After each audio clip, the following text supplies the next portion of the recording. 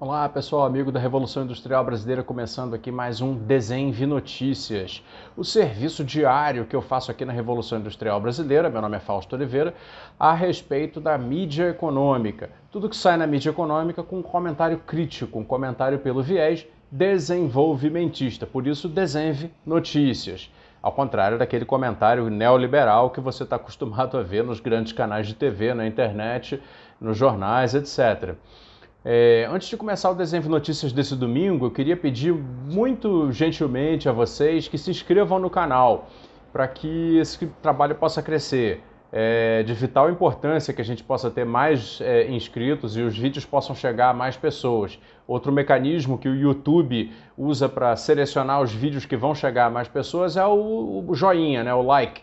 Então, se você puder me dar o prazer de ter o seu like aí nesse vídeo e poder fazer ele subir na exibição também, eu ficarei muito agradecido, muito feliz. Bom, passando então ao assunto. O assunto de hoje a ideia nasceu a partir de uma sugestão de um espectador que me pediu para comentar a campanha do Agroepop.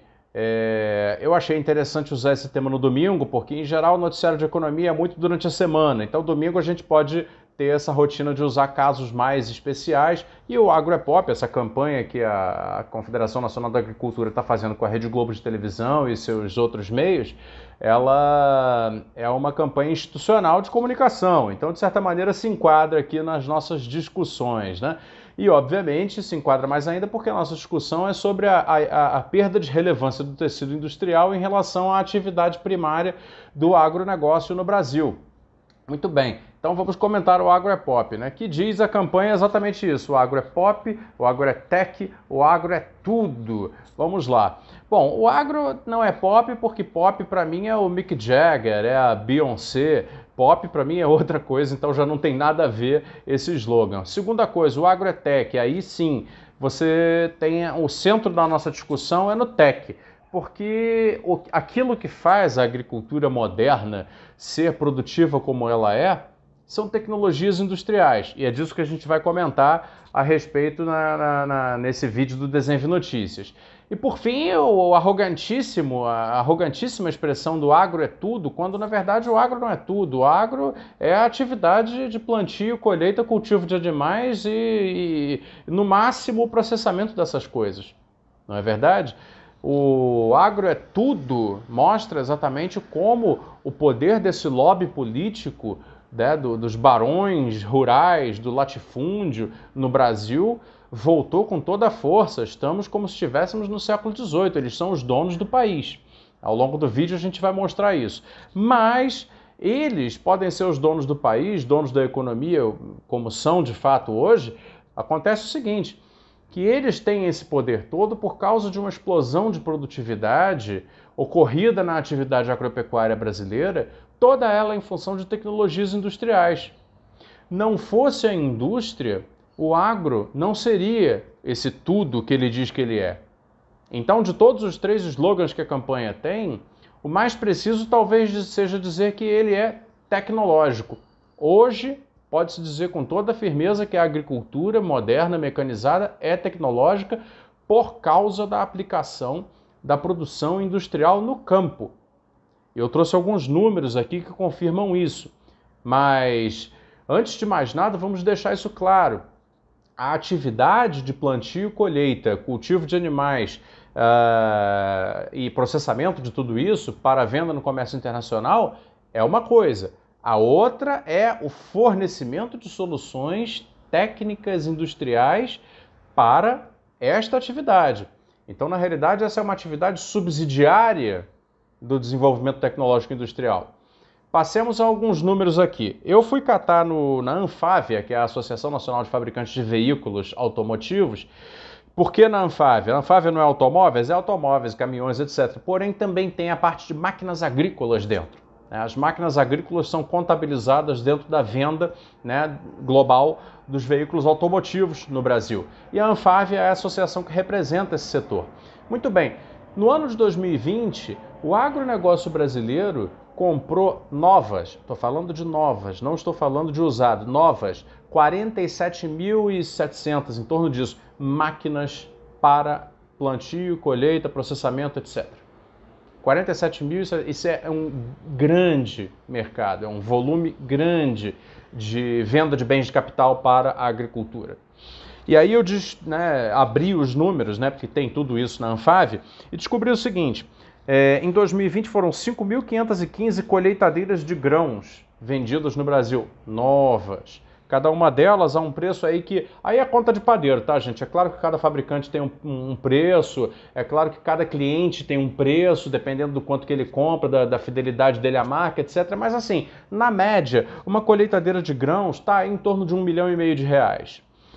Você multiplicar 5.515 por R$1,5 milhão, você tem um investimento feito de 8.420 bilhões de reais, mais ou menos. Tá? Isso apenas em colheitadeiras de grãos. E aí eu fui item por item da pauta industrial que fornece para o agronegócio e fui vendo aqui. Tratores de roda, que são aqueles famosos tratores agrícolas, 35.366 unidades vendidas em 2020. Média de preço aí mais ou menos R$50 mil cada trator. Já se foi mais R$1,760 bilhões em compra de tratores. Tá legal? Isso só no ano de 2020. Colheitadeira de cana, especificamente para cana, que é uma máquina diferente da colheitadeira de grãos, obviamente que a cana é uma planta diferente, foram vendidas 770 no ano de 2020. Tudo isso segundo a Anfavea. Muito bem, o preço médio aí, eu acho até que na verdade estou chutando baixo, porque a colheitadeira de cana é muito complexa, R$1 milhão, coloca aí R$1 milhão. Portanto, dando mais 770 milhões na conta de investimento do agronegócio brasileiro em 2020. Tratores de esteira, que são máquinas de linha amarela muito usadas para apply na terra, fazer preparação de terra para o cultivo. 944 vendidos em 2020. Preço médio aí de R$500 mil, somando aos canos, daria 472 milhões de reais, mais ou menos. Retroescavadeiras, o equipamento talvez mais clássico de linha amarela, foram vendidas 4.382 no ano passado, a um preço médio de R$50 mil, também estou chutando aí, acho que por baixo, mas vamos lá. 219 milhões de reais daria a conta de multiplicação. Total de máquinas novas vendidas em 2020, portanto, somando todos esses valores, aí, logicamente, estou dizendo é conta de padeiro, tá? Mas uma estimativa, 11.600 bilhões de reais. Então, você veja como a intensividade de capital e de tecnologia na atividade agropecuária brasileira hoje é uma característica. O agronegócio brasileiro não teria conseguido sair dos 30, 40, 50 milhões de toneladas de grãos colhidos por ano para os 200 e poucos milhões de toneladas de grãos colhidos por ano atualmente, sem o uso de maquinário industrial, que aumentou essa produtividade enormemente. Tampouco teria conseguido sem o uso de químicos defensivos, fertilizantes e outros que também são intensivamente usados, cujos números eu nem tive tempo de buscar, posso depois em outra ocasião. Então, o que isso tudo diz? Porque as pessoas podem me questionar e dizer, mas Fausto, o agronegócio exportou no ano passado, teve um saldo comercial positivo de mais de 80 bilhões de dólares.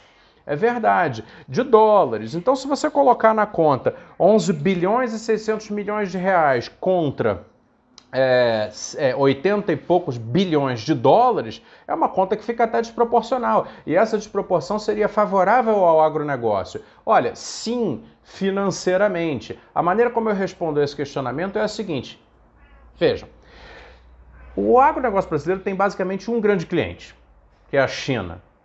Não fosse a China, toda essa produção, cuja 35% mais ou menos é soja, tá? E mais 25% é carne, não fosse a China, metade do agronegócio estaria acabado de uma hora para outra. Então já tem uma vulnerabilidade estrutural, tá, no agronegócio brasileiro e, portanto, no seu número de superávit comercial, que basta que o mundo se reorganize, basta que a soja seja substituída, que é uma coisa que pode acontecer no curtíssimo prazo. A biotecnologia está aí para isso, por exemplo, e o agronegócio brasileiro pode ir para a breca tudo em pouquíssimo tempo. Muito bem, e aí a outra questão é a seguinte, Os produtos industriais que são vendidos a essa proporção que eu mencionei aqui nessa pequena leitura dos dados da Anfávia para o agronegócio brasileiro são todos feitos por multinacionais, instaladas no Brasil ou não, que vendem para o mundo inteiro. Eles têm uma economia diversificada, uma indústria diversificada e, portanto, um mercado diversificado.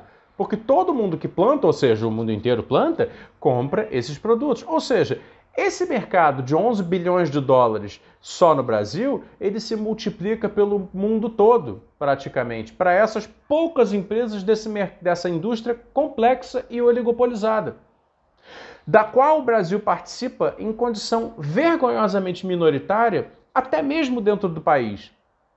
Porque vejam, se você pegar as grandes marcas de maquinário, John Deere, Massey Ferguson, Case, New Holland, são todas multinacionais. Todas elas. Caterpillar, com algumas máquinas de linha amarela que são usadas, eles são todas ou Estados Unidos, ou países europeus, ou países asiáticos, industrializados mais recentemente. Portanto, esse pessoal está na ponta realmente rica do agronegócio, fornecendo tecnologias, enquanto nós estamos na ponta pouco intensiva em conhecimento e, portanto, intensiva no ganho imediato, que pode ser alto dependendo de flutuações de mercado internacional, mas que no longo prazo podem acabar se revertendo. Daí a vulnerabilidade estrutural. E o outro comentário seria o seguinte, olha, com 200 e tantos milhões de toneladas de grãos vendidos por ano, um superávit comercial de 80 e tantos bilhões de dólares, né, em 2020. Onde está o grande avanço econômico que esse país consegue ter com uma economia agrícola tão pujante? Bom, uma minoria percebe o benefício dessa economia agrícola pujante. Uma minoria. Porque a renda do agronegócio acaba sendo toda concentrada nos barões do agronegócio. E por quê? Porque, diferentemente dos bens industriais que eles adquirem, a economia do agronegócio não tem a capacidade do encadeamento produtivo, ela encadeia muito pouco. Em função disso, toda a atividade de plantio, de longas faixas de terra, né, grandes faixas de extensões de terra, exportação de milhões de toneladas de grãos e recepção de bilhões de dólares em função disso, gera apenas um estoque de riqueza concentrado nas mãos de muito poucas pessoas, porque a demanda interna que eles exercem sobre atividades, né, de maior cadeia é muito pequena. É pequena, infelizmente. Mesmo o setor de máquinas agrícolas, que está encadeado como fornecedor com o agronegócio, fica pequeno. São apenas em torno de 19 mil pessoas empregadas, segundo a própria Anfávia, no mês de dezembro de 2020, num ano que vendeu bem. Ou seja, e aí, gente, essas são as comparações que devem ser feitas. Investir no longo prazo para que o agronegócio seja a nossa única grande economia de vulto, a única economia pujante dentro do Brasil, é investir numa vulnerabilidade e na concentração do grande estoque de renda que isso gera. E quando essa conversão da demanda agrícola mundial acontecer para produtos mais tecnológicos, na biotecnologia, etc., etc., e o agronegócio brasileiro ficar para trás, o que vai acontecer? Os barões do agronegócio vão simplesmente investir em renda, investir no rentismo, a acumulação de capital está feita, vão viver de renda e todo o resto da economia afundará por falta de grandes cadeias produtivas onde a maioria das pessoas possa trabalhar e retirar ganhos, né, médios a partir de empregos de qualidade. Então esse ficou sendo o comentário do Desenve Notícias de hoje sobre a campanha do agro é pop, que não é pop, o agro que é tech por causa da indústria e o agro que está longe de ser tudo. Ele é apenas uma atividade, né, e que a gente sempre costuma criticar aqui. Não se trata de dizer que ele seja ruim em si, se trata de dizer que ele não é suficiente para desenvolver e para estabilizar a economia de um país como o Brasil.